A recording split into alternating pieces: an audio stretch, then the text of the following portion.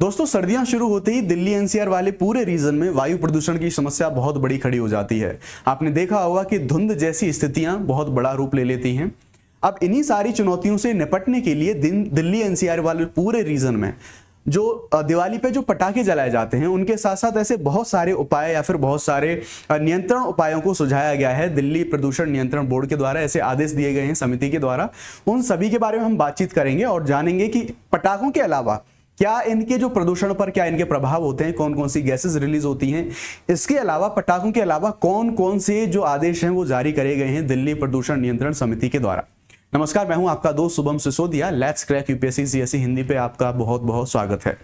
चलिए बात करते हैं आज की न्यूज की। क्या खबर है, क्या हम किस बारे में बातचीत करने वाले हैं। तो अभी हाल फिलहाल में जैसा आप जानते हैं, जैसे ही सर्दियों की शुरुआत होती है तो काफी सारे रीजंस होते हैं जिनकी वजह से दिल्ली एनसीआर में जो वायु प्रदूषण है वो बढ़ने लगता है। उनमें से एक रीजन होता है कि जो दिवाली के आसपास जो पटाखे जलाए जाते हैं उसके द्वारा जो धुआं, जो गैसेज निकलती हैं वो एक वायु प्रदूषण की वजह बनती है। उसके अलावा अन्य काफी सारी जो व्हीकल्स हैं उनके द्वारा निकलने वाला धुआं, कंस्ट्रक्शन, ऐसी बहुत सारी वजह होती हैं जिनके बारे में हम अभी बात करेंगे। लेकिन पटाखों के संबंध में जो अभी हाल फिलहाल में ये जो ऑर्डर आया है इसके बारे में देख लेते हैं। कब से लागू होगा, क्या क्या कंडीशंस रहेंगी, सारी चीजें हम यहाँ पर देखने वाले हैं। चलिए शुरुआत करते हैं। तो दिल्ली में वायु प्रदूषण से निपटने के लिए पटाखों पर पूरी तरह से प्रतिबंध लगा दिया गया है, पूरी तरह से। और ये प्रतिबंध बनाने पर, यानी कि पटाखों की मैन्युफैक्चरिंग करने पे, उनको स्टोरेज करने पे, उनको सेल करने पे, सारी चीजों पर यह प्रतिबंध लगाया गया है। इसके साथ ऑफलाइन ही नहीं बल्कि ऑनलाइन भी आप किसी भी प्लेटफॉर्म के माध्यम से जो इनकी खरीद बिक्री नहीं कर सकते दिल्ली एनसीआर के अंतर्गत। यह प्रतिबंध है, निर्माण पे रहेगा, भंडारण पे रहेगा, बिक्री पे भी रहेगा। और वो बिक्री में भी हम देखेंगे तो ऑनलाइन ऑफलाइन दोनों तरीके के माध्यम से जो वितरण है पूरी तरीके से ये जो है प्रतिबंधित रहेगा सारा मामला। ये जो आदेश है 1 जनवरी 2025 तक लागू रहेगा। 1 जनवरी 2025 इसलिए बिकॉज न्यू ईयर वाला जो टाइम होता है, नए साल पे भी जो पटाखे हैं काफी बड़ी संख्या में ये पटाखे फोड़े जाते हैं। अब हम बात करें जो दिल्ली प्रदूषण नियंत्रण समिति है इसके द्वारा पर्यावरण विभाग के तहत ये जो आदेश है इस आदेश को जारी करा गया है। ये जो प्रतिबंध है दिल्ली सरकार के 2024 के 21 सूत्रीय शीतकालीन जो कार्य योजना है, जो विंटर एक्शन प्लान है दिल्ली गवर्नमेंट का 2024 को लेके, उसके तहत इन आदेशों को जारी किया गया है। अब इस विंटर एक्शन प्लान में क्या क्या चीजें हमारी शामिल हैं, ये एक तो पटाखे वाली चीजें देख ली, इसके अलावा क्या क्या चीजें इस विंटर एक्शन प्लान में शामिल है उन सारी चीजों को भी हम देख लेते हैं। अब इसका उद्देश्य क्या है इस एक्शन प्लान का? इसका उद्देश्य है कि सर्दियों के दौरान वायु प्रदूषण से जो निपटना, यानी कि वायु प्रदूषण की जो समस्या होती है वो हमने जाना। आज ही मैंने आपको द हिंदू के न्यूज एनालिसिस में मैंने आपको बताया कि दिल्ली में जो एयर पोल्यूशन, जो धुंध की समस्या होती है, उसका एक बड़ा रीजन होता है दिल्ली के जो सीमावर्ती राज्य हैं, उन सीमावर्ती राज्यों में धान की फसल के बाद जो पराली जलाने की जो समस्या होती है वो भी एक बड़ा योगदानकर्ता के रूप में होता है। तो उसके बारे में भी कुछ यहाँ पर आदेश जारी करे गए हैं, कुछ एक्सपेक्टेशंस करी गई हैं यहाँ पर जो दिल्ली की प्रदूषण समिति है इसके द्वारा। अब हम देखते हैं कि जो पटाखे जलाने से जो हानिकारक जो गैस हैं उनका उत्सर्जन होता है, कौन कौन सी गैसों का निकलती हैं और वो किस तरह से जो मानव स्वास्थ्य है किस तरह से किन चीजों को प्रभावित करती हैं। तो बेसिकली जब हम पटाखे जलाते हैं तो पटाखे में से हमारी जो सल्फर गैस है ये सल्फर गैस निकलती है। और जैसे ये सल्फर गैस जो वायुमंडल है, पर्यावरण में आती है तो ये सल्फर डाइऑक्साइड SO2 में कन्वर्ट हो जाती है और ये सांस लेने के साथ फेफड़ों में चली जाती है और वहां पर जाने के बाद अस्थमा, ब्रोंकाइटिस और अन्य जो श्वसन रोग हैं इनका कारण बनती है ये जो SO2 है। उसके बाद हम बात करते हैं कार्बन डाइऑक्साइड और कार्बन मोनोऑक्साइड, यानी कि CO एंड CO2, इन दोनों गैसेस के बारे में। ये दोनों गैसेस हैं, पटाखे जलाने के टाइम पे दोनों गैसें निकलती हैं। और ये जो कार्बन मोनोऑक्साइड के बारे में हम बात करें तो ये सीधे सीधे जो हमारे सिस्टम में हमारा जो ब्लड फ्लो होता है, हमारे ब्लड फ्लो में जो ऑक्सीजन का परिवहन होता है सीधे सीधे तौर पर उसको बाधित करती है। और उसके साथ साथ ग्रीन हाउस गैसेज ये अपने आप में है, तो डेफिनेटली ये जो जलवायु परिवर्तन है, वैश्विक तापन, उसमें अपना योगदान देती ही है। उसके बाद नाइट्रोजन ऑक्साइड्स के बारे में हम बात करेंगे तो ये एसिड रेन के लिए ये रिस्पॉन्सिबल होते हैं। तो इस तरह हम देख सकते हैं पटाखों से निकलने वाली जो गैसेज हैं मानव स्वास्थ्य के साथ साथ पर्यावरण और ओवरऑल हमारा जो जलवायु परिवर्तन है इन सारी चीजों में ये योगदान देते हैं। इस वजह से ये जो प्रदूषण नियंत्रण समिति है इसके द्वारा इस पर बैन लगाया गया है। उसके बाद देखेंगे जो पार्टिकुलेट मैटर्स, सूक्ष्म कणों के बारे में हम बात करें, PM मैटर्स जिनको हम बोलते हैं, PM जो हमारे कण होते हैं इनका उत्सर्जन भी हमें पटाखों से देखने को मिलता है। और जब हम पार्टिकुलेट मैटर्स के बारे में बात करते हैं तो ये पटाखों से PM2.5 और PM10 ऐसे जो सूक्ष्म कण हैं वो देखने को मिलते हैं। PM2.5 और PM10 के बारे में हम बात करेंगे तो मानव स्वास्थ्य के साथ साथ पर्यावरण पर ये भी इंपैक्ट डालते हैं, दोनों चीजें ये इंपैक्ट डालती हैं। उसके बाद धुआं, आपने देखा होगा दिवाली की जस्ट अगले दिन ही बहुत बड़ी संख्या में, बहुत बड़ी मात्रा में चारों तरफ धुआं दिखाई देता है। अब ये धुआं स्पेशली जो लोग सेंसिटिव होते हैं, जो बुजुर्ग, बच्चे या फिर श्वास संबंधी जो रोगों से रिलेटेड जो लोग होते हैं, उनको बहुत ज्यादा प्रभावित करता है।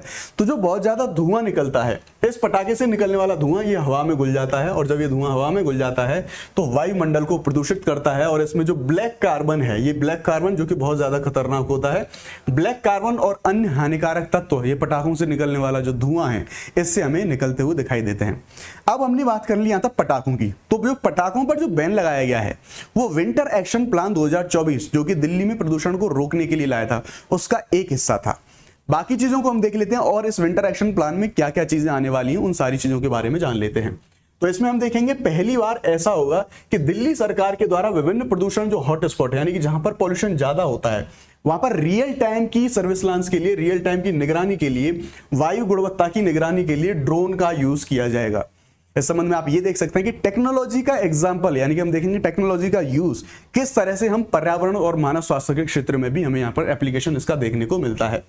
उसके बाद हम बात करेंगे इस योजना में हॉटस्पॉट की निगरानी करना, वाहन यानी कि जो हमारे व्हीकल्स हैं, धूल से होने वाले प्रदूषण, पराली, अभी जो मैं आपको बता रहा था कि हरियाणा, पंजाब, उत्तर प्रदेश ये वाला जो रीजन है एक बड़ी समस्या के रूप में हम इसको देखते हैं, कचरा जलाना, औद्योगिक प्रदूषण पर नियंत्रण और ग्रीन वॉर रूम को अपग्रेड करना, ये सारे इस जो विंटर एक्शन प्लान 2024 है ये सारी चीजें इसमें शामिल हैं।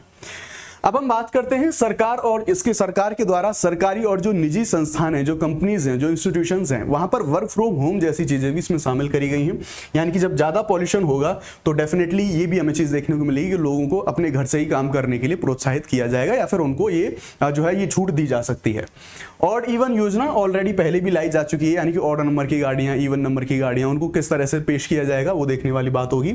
इसको शुरू करने और जो प्रदूषक हैं इसको धोने के लिए कृत्रिम बारिश, ठीक है, कृत्रिम बारिश का उपयोग करने की संभावना है, इनको भी तलाशने की योजना ये भी अभी लाई जा रही है। ये सारी चीजें हमें इस विंटर एक्शन प्लान में जो एयर पॉल्यूशन है दिल्ली एनसीआर का, इसको टैकल करने के लिए ये सारी चीजें हमें देखने वाले हैं। अब जो दिल्ली के पर्यावरण मंत्री गोपाल राय हैं, इन्होंने जो सीमावर्ती राज्य, जैसा भी मैंने आपको बताया, पंजाब रहा, हरियाणा रहा, उत्तर प्रदेश रहा, इन राज्यों से भी गुजारिश करी है कि आप जो पराली का जो जलाना होता है, पराली दहन को नियंत्रित करने के लिए अपने जो स्टेप्स हैं उन स्टेप को उठाएं। दिल्ली में वायु गुणवत्ता का स्तर केंद्रीय प्रदूषण नियंत्रण बोर्ड इसके अनुसार 220 दर्ज अभी किया गया है। और मैंने आपको आज ही द हिंदू के न्यूज एनालिसिस में बताया है कि जब एयर पॉल्यूशन हमारा 220 दर्ज हो गया, इसका मतलब ये है ये पुअर कंडीशन में जा चुका है 200 के बाद। और जब पुअर कंडीशन में चला गया तो इसको टैकल करने के लिए जो ग्रेप प्लान है हमारे, ठीक है, ग्रेप हम जिसको यूज करते हैं, ग्रेप प्लान का पहला चरण है इसको लागू कर दिया गया है दिल्ली के अंदर। ठीक है, इसमें जो व्हीकल्स हैं उनसे रिलेटेड बहुत ज्यादा पुराने व्हीकल्स हैं, उन व्हीकल को यूज करने से रिलेटेड जो कुछ बैन हैं वो इसमें शामिल हैं। उसके साथ हम बात करेंगे एयर क्वालिटी इंडेक्स में जब 0 से 50 तक, अब हम देख लेते हैं कि क्या दर्जा दिया जाता है, डेजिग्नेशन, यानी कि एयर जो पॉल्यूशन है उसको एयर की क्वालिटी के आधार पर जो स्टेप है ग्रेप में जो 4 चरण अपनाए जाते हैं उनमें हम देख लेते हैं। तो जो एयर क्वालिटी इंडेक्स में 0 से अगर 50 तक जो एयर क्वालिटी इंडेक्स है तो इसका मतलब ये अच्छी क्वालिटी है एयर की। 51 से 100 आता है तो सेटिस्फैक्टरी है, और 101 से 200 आता है तो मध्यम। लेकिन जैसे ही 200 से ऊपर जाने लगता है, 201 से 300 तो ये खराब यानी कि पुअर कंडीशन में चला जाता है। और अभी दिल्ली का एयर पोल्यूशन इसी कंडीशन में है। उसके बाद 301 से लेके 400 तक ये वेरी पुअर, बहुत खराब होता है। और 401 से लेके 500 तक ये गंभीर माना जाता है, और इससे ऊपर ये हो जाता है सीवियर प्लस कंडीशन में पहुंच जाता है। ठीक है, तो ये सारे मानक रहते हैं। इनके हिसाब से जो ग्रेप प्लानिंग है एयर पोल्यूशन को टैकल करने के लिए, उसके जो विभिन्न चरण हैं उसके अकॉर्डिंगली सारी चीजों को एप्लीकेबल करा जाता है। तो ये थी सारी इंफॉर्मेशन जो अभी आदेश जारी किए गए हैं, सारे आदेश आए हैं। अब आपके लिए एक इंपॉर्टेंट इंफॉर्मेशन है, अगर आप यूपीएससी सीएससी 2025 या फिर 26 में अपीयर हो रहे हैं तो आपके लिए एक बेहतर अपॉर्चुनिटी हो सकती है। आप जो एक लिमिटेड ऑफर है अनअकैडमी के प्लस कोर्सेज का, इसको अवेल कर सकते हैं।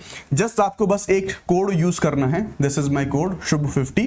जैसे ही आप कोड ये अप्लाई करेंगे तो डेफिनेटली आपको जो मैक्सिमम डिस्काउंट है ये आप अवेल कर पाएंगे। इस बैच में आप देखेंगे तो अनअकैडमी के जो बेस्ट एजुकेटर्स हैं वो आपको इसमें मिलने वाले हैं सारे सब्जेक्ट के। इतना ही नहीं, GS, CSAT, prelims, mains, interview, test series, सारी चीजें आपको एक ही प्लेटफॉर्म पे मिलने वाली हैं। और यहां पर हम देखेंगे अनलिमिटेड एक्सेस मिलेगी आपको सारे बैचेस की। उसके साथ साथ आपको PPT, PDF, main test series, evaluation और बेस्ट थिंग कि आपको एक मेंटर भी मिलेगा जिससे आप कॉल पे बात कर सकते हैं। अगर आप इसमें इंटरेस्टेड हैं तो आप दिए गए नंबर पे कॉल कर सकते हैं और सारी जानकारी प्राप्त कर सकते हैं। तो आई होप जो जानकारी आपको दी गई है ये सारी चीजें आपको पसंद आई होंगी। इसी तरह जुड़ते रहिए, पढ़ते रहिए, आगे बढ़ते रहिए। Thank you very much. जय Hind, bye bye, let's crack it.